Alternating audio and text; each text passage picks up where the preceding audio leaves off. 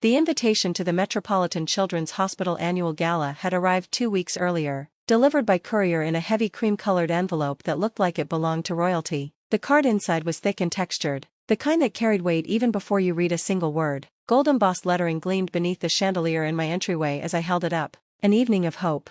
Elegant, simple, commanding. At the bottom, in small but unmissable script, was the phrase that made my stomach sink. Black tie required. I turned the card over in my hand, the way you might turn over a puzzle piece you don't really want to fit into place. Charity galas were, in my experience, little more than staged performances, an elaborate theater of wealth, where people competed silently through designer gowns and extravagant donations. The actual cause, however noble, was often relegated to the background while the real spotlight fell on social climbing. I almost didn't RSVP. I almost tucked the invitation back into its envelope, slid it into the recycling bin, and saved myself the headache of an evening spent dodging small talk and subtle criticisms from my father's wife. Almost. But this gala wasn't just any charity fundraiser. This one was for the Metropolitan Children's Hospital, the place where I had spent 3 harrowing months of my childhood, fighting a battle that could easily have ended differently. I was 8 when leukemia had tried to take me, 8 when a team of brilliant doctors and compassionate nurses gave me back my life. That hospital had become more than a memory. It was the reason I'd pursued a career in biomedical research. So when I looked at the invitation again, I knew I couldn't refuse, not for the hospital, not for the children who were now where I had once been. I wrote yes on the RSVP card and dropped it into the mail before I could second-guess myself. Still, I dreaded the part of the evening that involved my family. My father and I had grown apart after my mother's death when I was 12. The grief had carved a canyon between us that neither of us knew how to cross. 2 years later, he'd remarried Victoria, a woman whose life revolved around image, reputation, and status. She came with 3 children from a previous marriage and a determination to reshape our family into something glossy and enviable. From the beginning, it was clear I didn't fit the picture. I was quiet, studious, happier in a lab than at a cocktail party. Victoria valued visibility, charm, and wealth. I valued meaningful work. My father had once defended my choices, but over the years he began echoing Victoria's polished critiques, as though he too believed success wasn't real unless it came with glamour attached. By 28, I had built a life that was far from glamorous but deeply fulfilling. I was a senior research scientist at Gene Tech Solutions, dedicating my days to pediatric cancer treatments. The work was demanding, precise, and sometimes heartbreaking, but it mattered. It was also well paid, enough for comfort and stability, though not enough for luxury. I lived in a modest apartment, drove a sensible Honda Civic, and owned one cocktail dress, a simple black number bought 3 years ago for a friend's wedding. Victoria found my choices baffling, even disappointing. In her world, financial success wasn't measured in quiet impact but in bold displays, designer labels, weekend homes, high-profile connections. She often suggested, with the subtlety of a scalpel, that I was wasting potential by hiding in laboratories instead of stepping into the spotlight. What she didn't know, what none of them knew, was that my modesty was deliberate, not a matter of necessity. 3 years earlier, my research had produced a breakthrough treatment protocol for pediatric leukemia, one that captured the attention of major pharmaceutical companies. After a tense 6-month bidding war, I licensed the protocol to BioArm Industries for a staggering $47 million upfront, plus royalties. It was the kind of deal that transformed lives, mine included. But I had kept the windfall quiet. My colleagues didn't need to see me as a walking fortune instead of a scientist. My family didn't need to turn my work into a badge of collective achievement. And strangers didn't need to treat me differently because of my bank account. So I invested wisely, donated generously, and continued to live in ways that wouldn't draw questions or envy.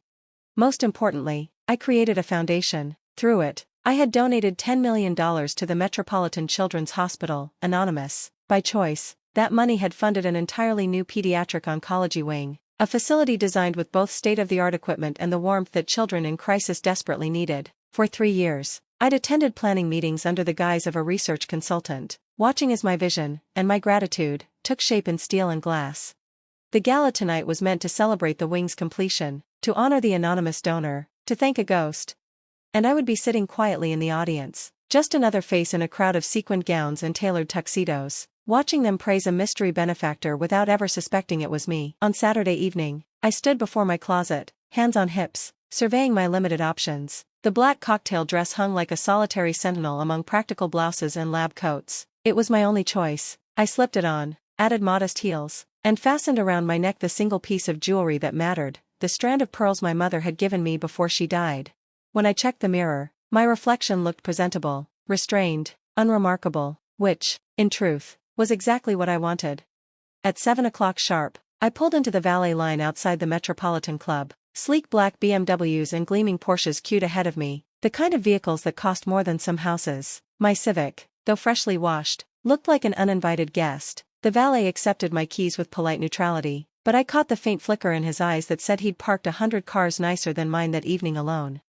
Inside, the ballroom glittered. Crystal chandeliers scattered light across silver-draped tables and gold-trimmed centerpieces of white roses. The air hummed with laughter and the clinking of champagne glasses. A string quartet played in the corner, their music soft enough to be background but elegant enough to be noticed.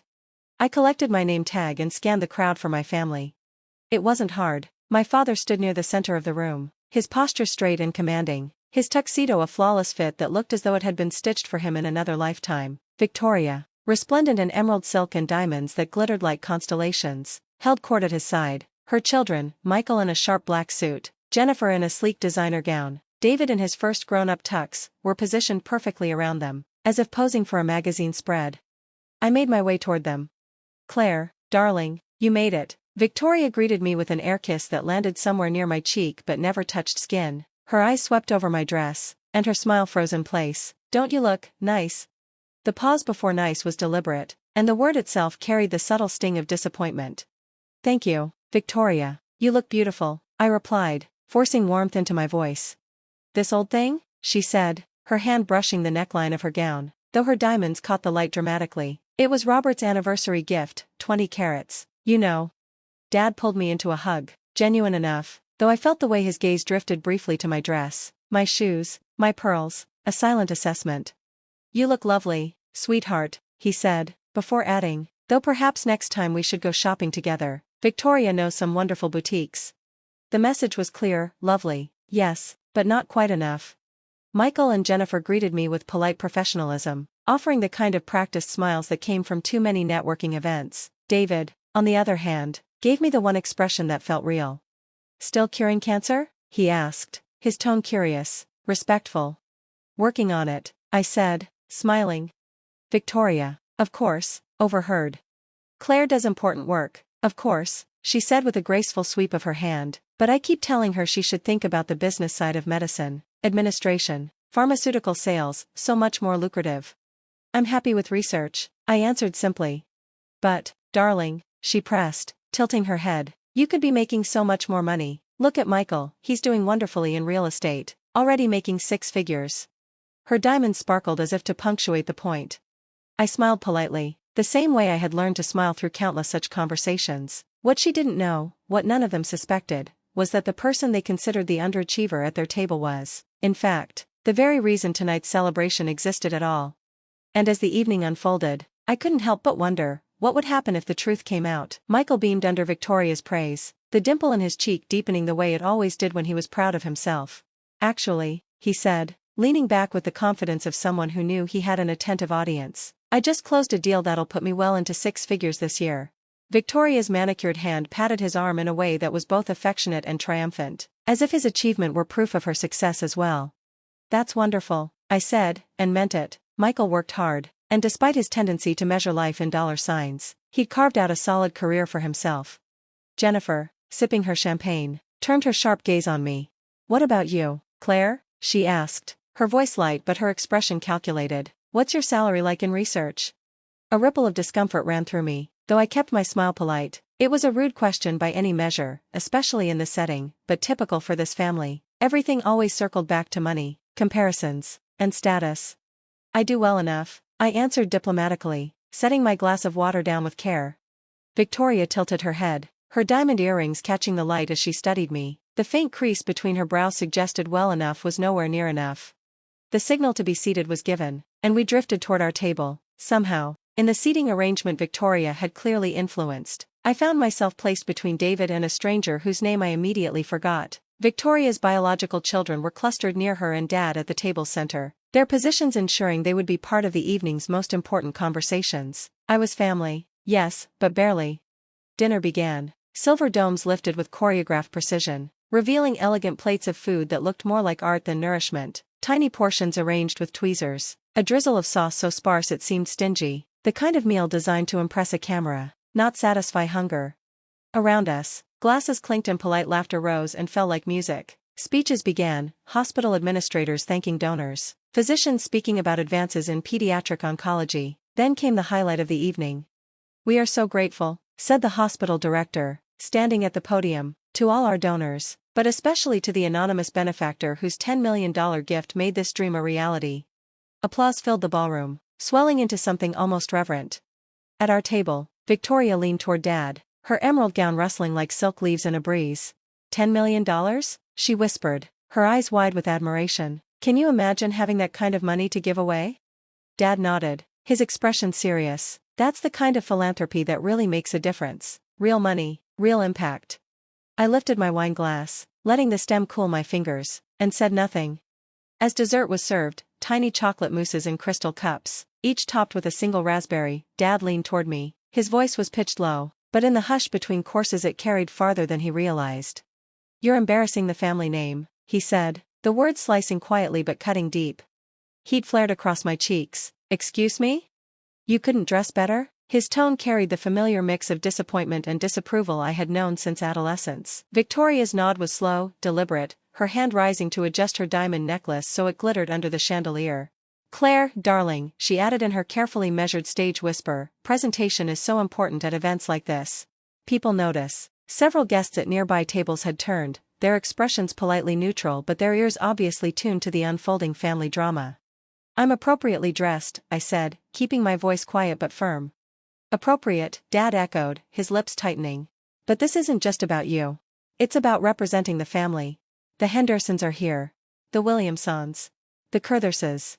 These are valuable connections, and when you show up looking like," he gestured vaguely toward my black dress, "like what, Dad?" "Like you don't belong here," he finished bluntly. "Like you can't afford to belong here." The words dropped like stones into the silence around our table. Michael and Jennifer avoided my eyes, their discomfort visible in their stiff posture. Victoria's expression was smug, as though my father's criticism had confirmed something she'd long believed. David looked stricken, shifting uncomfortably in his chair, but he didn't speak. I opened my mouth to respond, something sharp balanced on the edge of my tongue, but before I could, the master of ceremonies returned to the stage. "Ladies and gentlemen," he called, "if I could have your attention for one final announcement." The ballroom hushed, forks pausing midair, conversations dissolving into expectant silence.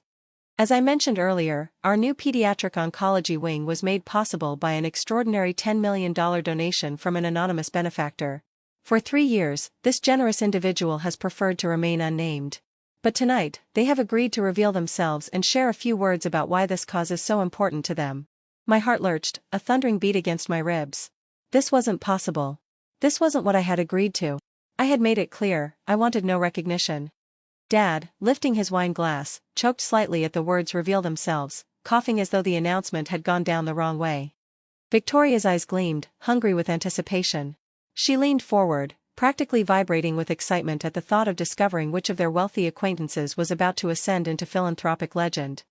"Ladies and gentlemen," the MC declared, his voice rich with ceremony, "please join me in welcoming Dr. Claire Morrison, whose groundbreaking research in pediatric leukemia treatment and extraordinary generosity have made tonight's celebration possible." The room erupted. Applause rose like a wave, crashing into cheers. People stood, clapping with genuine admiration. At our table, silence. Dad's wine glass remained suspended in midair, his knuckles white around the stem. His face was pale, eyes wide as though he'd just seen a ghost. Victoria's jaw went slack, her perfect red lips parted in stunned disbelief. Michael and Jennifer stared, frozen, their expressions a mixture of shock and incredulity. Only David reacted, his face breaking into a radiant grin as he clapped loudly, proud and unrestrained. I pushed back my chair, my legs trembling as I stood.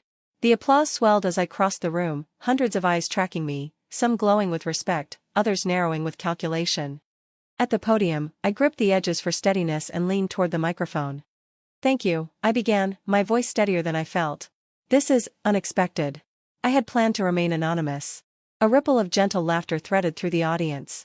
20 years ago, I was a patient in the pediatric oncology ward here at Metropolitan Children's Hospital. I was 8 years old, fighting leukemia, and I was terrified. The ballroom fell completely silent, the kind of silence that hums with attention. The doctors and nurses in that ward saved my life. But more than that, they showed me compassion. They treated me as a child, not just as a diagnosis. They gave me dignity and hope. I searched the crowd, found my father's face, still stunned, still silent, and held his gaze. That experience inspired me to pursue medical research. Every discovery I've made, every hour I've spent in the lab, has been fueled by wanting to give other children the same chance at life that I was given. Applause began again, rising like warmth in the room. The new pediatric oncology wing represents more than just advanced technology. It represents hope. It represents the belief that no child should have to fight alone, and no family should have to endure that journey without support. That is why I chose to give. When I finished, the applause roared. Guests rose to their feet, clapping, cheering, some even wiping at their eyes. Phones appeared in hands, snapping photos, recording video. I knew by morning the story would be everywhere. I returned to the table through a sea of congratulations, handshakes, and gratitude. When I sat, the air around my family was thick, taut, almost suffocating. Dad finally found his voice, his words halting. "Claire, $10 million. How did you?" I met his stunned eyes, my own calm and unwavering. "I licensed my research to BioArm Industries 3 years ago," I said simply. "Pediatric leukemia treatment protocols." The table was silent again, except for David, who leaned closer, whispering with awe. "I always knew you were the coolest one in this family." It was no small revelation. The words hung in the air like a struck bell, their echo vibrating through the elegant dining hall. For a long moment, the clinking of crystal, the hum of conversation, even the soft strains of the string quartet seemed to dissolve into silence. Victoria's lips moved without sound, like a fish gasping for air on dry land. Her eyes darted between me and the stunned faces around the table, desperately searching for equilibrium in a conversation that had slipped out of her control. Finally, her voice cracked through the tension. "You've had $10 million, for 3 years?" Her tone carried disbelief, but also something sharper, a jagged edge of envy hidden beneath practiced poise. I leaned back in my chair, steady. "I've had more than that. The licensing deal was $47 million up front, plus royalties." The words dropped like stones into a pond, rippling outward. Michael's champagne flute slipped through his fingers and exploded against the marble floor in a crystalline crash that made several diners flinch. His face drained of color. Jennifer pressed a trembling hand to her lips and whispered, almost reverently, "$47 million?" I nodded. "Plus ongoing royalties from treatment sales. It's been quite successful." Across the table, my father shifted uncomfortably, glancing at the fragments of glass still being swept up by an efficient waiter. His face had gone ashen. He cleared his throat, the weight of his own disbelief heavy in the air. "Claire, why didn't you tell us?" The question, so earnest and yet so accusing, burned hotter than any champagne.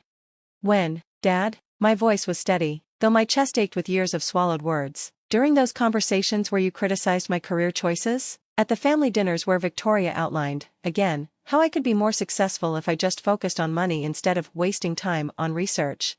Victoria stiffened, her carefully curated composure beginning to fracture. She raised her chin and attempted sweetness. "But darling, if we'd only known." I cut her off, sharper now. "If you'd known what? That you didn't need to be embarrassed by my modest lifestyle? That you could stop making me the family's cautionary tale? That your precious reputation wasn't actually being damaged by my choice to live quietly while working in medical research?" Around us, chairs squeaked as other guests subtly turned to listen. The neighboring tables weren't even pretending anymore. Our family drama had eclipsed the gala's carefully staged atmosphere and become the evening's entertainment. Dad's jaw trembled, his voice low. "Claire, I had no idea. The things I said tonight. The things you said tonight," I interrupted, "are what you truly think about me. The only thing that's changed is your knowledge of my bank account balance." Victoria was already recalculating. I could see it, the twitch of her fingers on her wineglass, the tightening around her eyes. "Well, of course, we're proud of you, sweetheart. We always knew you were special." I laughed, quiet, bitter. "Did you? Because 20 minutes ago Dad was saying I embarrassed the family name with my appearance. And you," my gaze locked on hers, "were suggesting I needed to dress better to represent us properly." By now, the entire room was silent, the music faltering mid-note before stopping entirely, 100 glittering eyes fixed on our table. Victoria's voice cracked. "That was before we understood." "Before you understood what? That I could afford designer gowns? That my modest wardrobe was a choice, not a necessity?" David, who had been silent until now, leaned forward with genuine warmth in his eyes. "Claire, this is incredible. You've literally saved children's lives and funded an entire hospital wing. That's amazing." I gave him a small smile. "Thank you, David." But Michael, still shaken from the broken glass, pressed, "But why keep it secret? Why not share it with family? This is extraordinary success. Why hide it?" I looked at him, then at each face around the table, faces that had smiled condescendingly for years, that had measured my worth in appearances, in wealth, in social cachet. My voice dropped, soft but razor-sharp. Because I needed to know. I needed to know if this family valued me for who I am, or for what I can provide. And now, I let the silence stretch until the weight of it forced them to hold my gaze. Now we know. Dad reached across the linen tablecloth, his hand trembling. Claire, we love you. We're proud of you. You just assumed that because I lived modestly and worked in research, I wasn't successful enough to represent the family name. Victoria whispered, we made mistakes. No, I said, you made choices. You chose to criticize instead of support, to assume instead of ask, to value appearance over substance. I rose, the chair scraping against the polished floor. Where are you going? Dad asked, panic flickering in his voice. Home. I came here to support the hospital, to see the new wing funded. The rest, the social climbing, the gossip, the posturing, none of it interests me.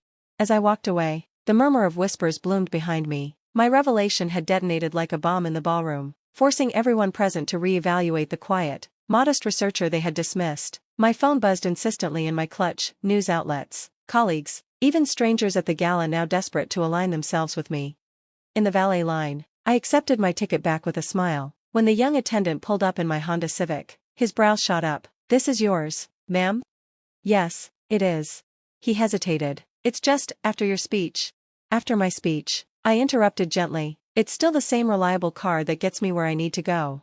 As I pulled away from the glittering facade of the Metropolitan Club, the night air cool against my cheeks, I knew the world would treat me differently now. My family would shift their tone, colleagues would adjust their respect, and society would whisper my name with new interest. But the work, the real work, remained untouched. The research would continue, the children's wing would open, lives would be saved, and that was all that mattered.